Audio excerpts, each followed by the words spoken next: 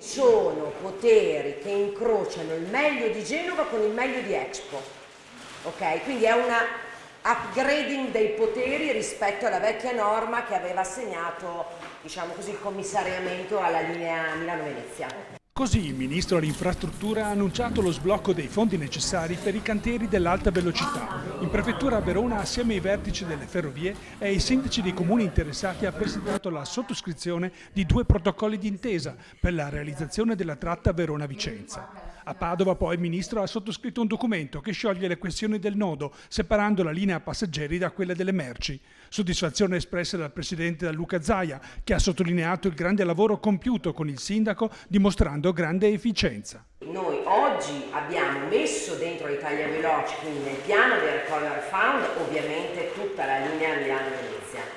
Per cui riteniamo che, salvo, diciamo così, problemi in questo momento non prevedibili oggettivamente, ci sarà la copertura finanziaria integrale, che comunque è già prevista peraltro a risorse nel pluriennale con risorse italiane. Sapete che poi il meccanismo del Recovery Fund sugli investimenti prevede che noi anticipiamo e poi l'Europa ce li restituisce. Quindi ad oggi noi nel pluriennale abbiamo sostanzialmente coperto tutta la progettazione e realizzazione delle linee alta velocità già decise. In più abbiamo introdotto risorse per la progettazione di alcune nuove linee